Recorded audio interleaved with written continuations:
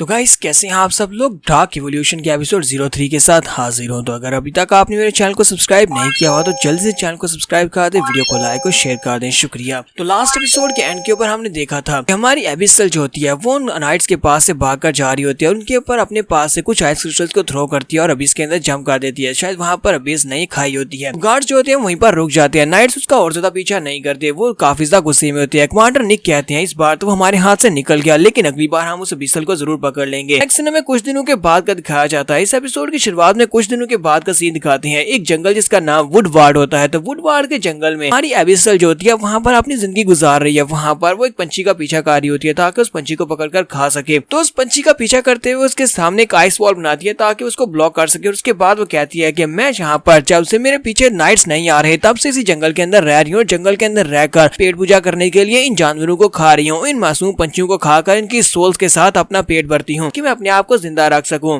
हालांकि मुझे इस बारे में कुछ भी नहीं पता कि वो नाइट्स मुझसे इतनी ज्यादा नफरत क्यों करते हैं और वो मुझे मारना क्यों चाहते हैं। लेकिन मैं यहाँ पर इतना जानती हूँ कि अगर मैं यहाँ पर उन लोगों से दूर रहूंगी, इस जंगल के अंदर छुपी रहूंगी, किसी के सामने नहीं आऊंगी तो कोई भी मुझे मारने की कोशिश नहीं करेगा। तो यहीं पर वो उस पंछी को पकड़ लेती है और अपनी डार्क पावर के साथ उस पंछी के ऊपर अटैक करती है और उसको मार देती है और उसके बाद उसको खाती है। तो एबिसल कहती है कि मेरी बॉडी के अंदर जो मॉन्स्टर है वो मॉन्स्टर सोल्स को एब्जॉर्ब करता है और वो डार्क मॉन्स्टर जो है उसके लिए मुझे यहाँ पर कुछ मॉन्स्टर्स दूसरे जानवरों को मारना पड़ता है ताकि मैं उस मॉन्स्टर की भूख को शांत कर सकूं। और उस बेचारे पंछी को मारने के बाद वो उससे माफी भी मांग रही होती है और उसके बाद वो कहती है कि अब मैंने यहाँ पर बहुत सारा ढेर सारा खाना खा लिया है तो अब मैं काफी ज्यादा खुश हूँ। फिर साथ ही वो देखती है क्योंकि उस पंछी को पकड़ने के लिए वो झाड़ियों के अंदर घुसी थी जिसकी वजह से उसके बाल काफी ज्यादा गंदे हो जाते हैं। कहती है लगता है कि अब नहाना पड़ेगा। और उसके बाद नेक्स्ट सीन में पानी का दिखाया जाता है। वो पानी में जाकर बैठ जाती है और वहाँ पर नहा रही होती है। वो वहाँ पर नहा रही होती है उसी वक्त एक लड़का जिसका नाम बारी होता है और वो पास के गांव में ही रहता है। तो वो लड़का वहाँ पर आता है और उसे दूर से देख रहा होता है और कहता है जी लड़की तो बहुत ज्यादा खूबसूरत है। तो एबिसल भी इस बात से काफी ज्यादा घबरा जाती है। वो जल्दी से खड़ी हो जाती है और कहती है ये तो एक इंसान है। लेकिन इसी के साथ ही बारी की बड़ी बहन भी वहाँ पर पहुंच जाती है। बारी की बड़ी बहन का नाम आर्या होती है। आर्या वहाँ पर आती है और आकर बारी की आंखों को कवर करते हुए कहती है लड़के ये तुम क्या कर रहे हो, ये एक बहुत ही बुरी बात है, तुम यहाँ पर किसी लड़की को नहाते हुए नहीं देख सकते। आर्या उसे कहता है कि सिस्टर मैंने ऐसा कुछ भी नहीं किया, वो तो बस वहाँ पर अचानक से सामने से निकल आई। आर्या ने अपने कंधे के ऊपर एक टोकरी उठा रखी होती है और उस टोकरी के अंदर एक साइज बड़ा होता है क्योंकि ये लोग यहाँ पर जड़ी बूटियां इकट्ठी करने के लिए आए थे। हमारी जो एबिसल होती है वो उसकी तरफ देखती है और देखते ही वो बहुत ज्यादा चौकन्नी हो जाती है और कहती है लगता है कि ये नाइट्स हैं, लेकिन नाइट्स बच्चों की तरह यहाँ पर क्यों आए हैं, लगता है ये मुझे मारने के लिए आए हैं। यहाँ पर तैयार रहना होगा, मुझे पहले इनको मारना होगा। लेकिन वो लोग इसकी तरफ आगे नहीं बढ़ रहे होते। आर्या ने अभी भी बारी की आंखों को कवर किया होता है। बारी उसे कहता है कि मुझे जाने दो। सिस्टर से कहती है नहीं। फिर साथ ही एबिसल की तरफ देखते हो तो एबिसल के हाथ के ऊपर कट का निशान होता है जहाँ पर से ब्लड बह रहा होता है। ये देखने के बाद वो कहती है लड़की चलो जल्दी से बाहर आ जाओ। जबकि हमारी एबिसल जो होती है वो काफी ज्यादा गुस्सा हो जाती है और उसे लगता है कि ये अटैक करने वाली है। तो इसी के साथ ही वो पानी के अंदर से अपने पास से क्रिस्टल्स निकालती है और आइस क्रिस्टल्स को इनके ऊपर फेंक देती है। वो आर्या और बारी के ऊपर अटैक कर देती है। जैसे ही वो उनके ऊपर अटैक करती है उसी वक्त जंगल के अंदर से एक बड़ा सा ड्रैगन निकलता है और उसके आइस क्रिस्टल्स को वहाँ पर ब्लॉक कर लेता है। उसके आइस क्रिस्टल्स को ब्लॉक करने के बाद ऊपर की तरफ उठता है। फिर साथ ही उन लोगों के पास वहीं पर पानी के अंदर आकर बैठ जाता है। वो लोग भी इस बात से काफी ज्यादा हैरान होते हैं कि अब ये क्या चीज है। तो एक बड़ा सा ड्रैगन होता है जो कि उनके पास वहीं पर बैठकर एक जोरदार दहाड़ लगाता है। इस बात से एबिसल और भी ज्यादा हैरान होती है और कहती है ये क्या, ये तो एक बहुत ही बड़ा सा ड्रैगन मॉन्स्टर है। और साथ ही वो अपने हाथ में अपनी पावर्स को रिलीज करते हुए उसके ऊपर अटैक करके उसको मारने लगती है। जैसे ही वो उसको मारने लगती है इसी के साथ ड्रैगन अपनी जीभ निकालता है और उसको चाटना शुरू कर देता है। वो एबिसल को चाट रहा होता है और एबिसल इस बात से और भी ज्यादा हैरान हो जाती है। उसके बाद ड्रैगन लॉर्ड जो होता है वो उसी की तरफ ही देख रहा होता है। एबिसल कहते हैं मेरी तरफ आगे मत बढ़ना, क्यों तो क्या तुम यहाँ पर मुझे खाना चाहते हो, मैं तुम्हें मार डालूंगी अगर तुम मेरे करीब आए तो। लेकिन वो ड्रैगन असल में उसे खाना नहीं चाहता, बल्कि ये ड्रैगन जो है ये जंगल की गार्डियन स्पिरिट है। तो आर्या आगे बढ़ती है और उसे कहती है तुम्हें परेशान होने की जरूरत नहीं है, ये हमारे ड्रैगन लॉर्ड है, ये तुम्हें कुछ भी नहीं करेंगे। फिर साथ ही उसे कहती है ये तो बल्कि यहाँ पर तुम्हें हील करने की कोशिश कर रहे थे, ड्रैगन लॉर्ड ने तुम्हारे बाजू के ऊपर जख्म को हील कर दिया, जरा अपने जख्म की तरफ देखो। तो वो अपने बाजू की तरफ देखते हैं तो बाजू के ऊपर वाकई में जख्म नहीं होता। तो इसी के साथ ही आर्या यहाँ पर एबिसल को कहानी सुनाती है और कहती है कि इस ड्रैगन के बारे में कहानी है। कहा जाता है कि ब्रदर एलन के फादर के साथ वो हंटिंग करने के लिए गया था, लेकिन हंटिंग के दौरान जो है उसके फादर गायब हो गए। उसके फादर कहीं पर गुम हो गए थे और उसके बाद इसी ड्रैगन ने उनकी जान बचाई और एलन को यहाँ पर घर तक वापस लेकर आया था। और उसके बाद से ये ड्रैगन यहीं पर रहा, ये ड्रैगन यहाँ से नहीं गया। उसके बाद से ये ड्रैगन वुडवार्ड के जंगल का गार्डियन है। और इसी के साथ ही ड्रैगन जो है वो आर्या को भी चाटना शुरू कर देता है। जबकि वो लोग वहाँ पर उसके साथ हंस कर बातें कर रहे होते हैं। बारी बाहर खड़ा होता है, बारी पानी से बाहर होता है। वो कहता है ये क्या, ये ड्रैगन तो मेरी बहन को खाने वाला है। वो कहता है ये एक बहुत ही बड़ा ड्रैगन है, क्या ये हम सभी को खा जाएगा। आर्या उसे कहती है बारी तुम्हें डरने की जरूरत नहीं है, ये ड्रैगन तो हमारे साथ खेल रहा है, ये हम में से किसी को भी नहीं खाएगा। जबकि एबिसल वहाँ पर सोच रही होती है कि ये ड्रैगन अचानक से बीच में आ गया और इसने मेरी आइस क्रिस्टल्स को ब्लॉक कर लिया। लगता है कि ये ड्रैगन इस लड़की और लड़के को मेरे अटैक से बचा रहा था। तो नेक्स्ट सीन हमें रात के वक्त का दिखाया जाता है। इन लोगों को यहीं पर जंगल में रात हो जाती है। ड्रैगन इनके पास ही बैठा होता है। ये लोग वहीं पर आग जलाते हैं और वहीं पर बैठ जाते हैं। और वहाँ पर बैठने के बाद वो आर्या से पूछते हैं, सॉरी आर्या से बिसल से पूछते हैं कि तुम्हारा नाम क्या है। बिसल को उसका नाम नहीं पता क्योंकि उसका नाम कोई है ही नहीं। तो इसी के साथ ही वो उस जगह का नाम बताती है जहाँ पर से वो आई थी, यानी हिलगार्ड का। तो आर्या उसे कहती है अब जबकि तुम्हें तुम्हारा नाम याद नहीं है, तुम्हें इतना याद है कि तुम हिलगार्ड से आई हो, तो आज के बाद से हम लोग तुम्हें लिटिल हिल्डी कहेंगे। हम लोग यहीं पर पास के गाँव में रहते हैं। हम लोग इस जंगल के अंदर जड़ी बूटियां इकट्ठी करने के लिए आए थे ताकि हमारी ग्रैंडमा इससे कुछ मेडिसिन बना सके। भाई तुम इस जंगल में क्या करने के लिए आई हो? तो लिटिल हिल्डी उन लोगों से कहती है कि मैं यहाँ पर नहीं क्या करने के लिए आई हूँ। और क्योंकि वो वहाँ पर बुखड़ू की तरह खाना खा रही होती है, आर्या कहती है लगता है कि तुमने काफी दिनों से खाना नहीं खाया।